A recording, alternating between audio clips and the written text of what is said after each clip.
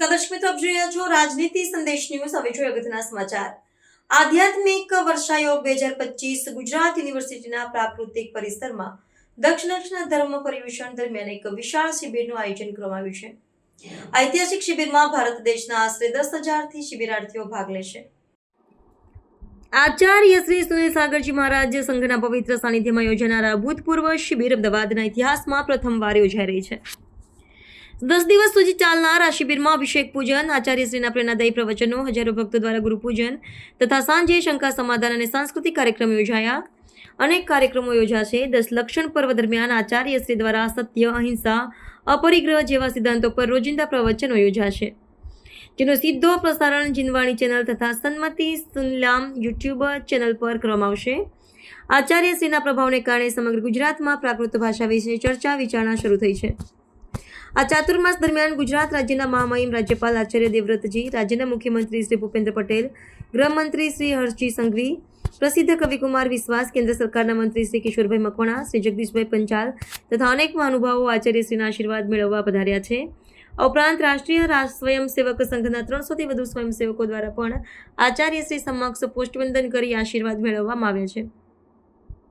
આગામી કાર્યક્રમમાં પ્રધાનમંત્રી માનનીય શ્રી નરેન્દ્રભાઈ મોદીજી પણ પધારશે તેવી શક્યતા વ્યક્ત કરવામાં આવી રહી છે અને સમગ્ર સમિતિ આ માટે પ્રયત્નશીલ છે.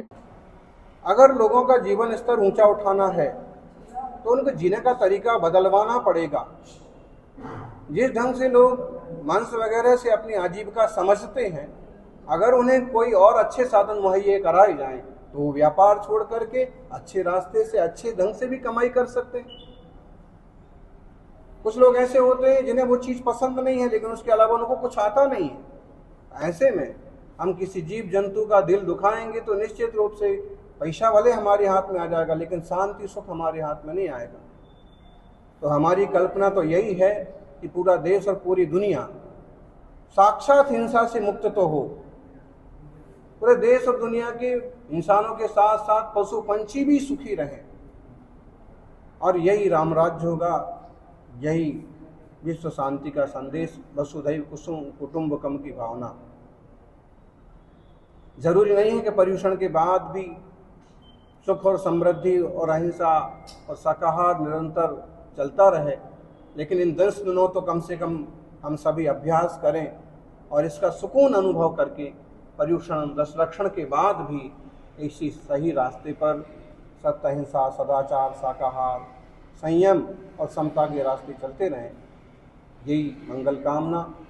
बैर विरोध से किसी का मंगल नहीं होता है, दुनिया में अमंगल होता है. आचार्य देवव्रत जी आए और उन्होंने 2-3 जबरदस्त बातें कही. उन्होंने कहा, एक दिन सारी दुनिया को हिंसा के रास्ते पर चला के देखो, एक दिन में ही पूरी दुनिया तंग हो जाएगी और अहिंसा के रास्ते हजारों साल तक चल सकते हैं और सुख और शांति से चल सकते हैं. एक दिन केवल झूठ का प्रयोग पूरी दुनिया पर लागू करो, कोई विश्वास किसी पर नहीं करेगा और सत्य के रास्ते हजारों साल चल सकते हैं. तो शाश्वत मूल्य है धर्म, टिकाऊ है धर्म और इस धर्म के सच्चे सिद्धांतों पर हम सभी देशवासी चलें, दुनिया वाले चलें. यही मंगल कामना.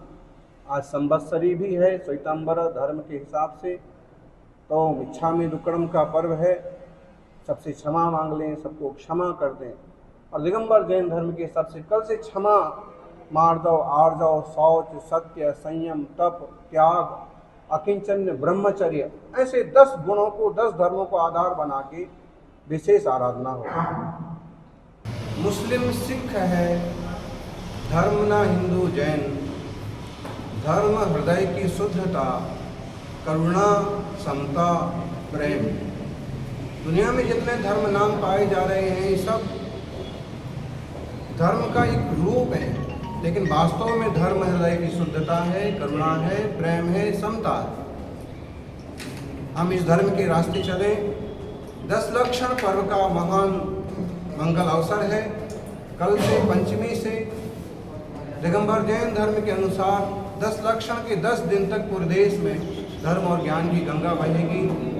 10 उपास, निर्जल उपास करने वाले अनेक हजारों साधक यहाँ भी उपस्थित हो रहे हैं और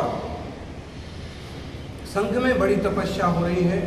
जिसमें 10 दिन तक अन्न जल तक का त्याग करके ज्ञान ध्यान में लीन रह करके विश्व शांति की मंगल कामना और मंत्रों का जाप। कल से अनंत चतुर्दशी तक इन दिनों में पूरे गुजरात में मांस और शराब की बंदी हो।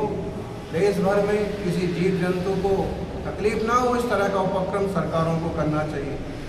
और इन दिनों में परीक्षाएं भी नहीं होना चाहिए, क्योंकि लोग 10 लक्षण धर्म, पर्युषण पर्व और गणपति के उत्सव में बिजी होते हैं। ऐसे में विद्यार्थी पढ़ें कि उत्सव मनाएं, तो पढ़ाई भले हो लेकिन परीक्षाएं ना हो, ऐसी हमारी भावना है।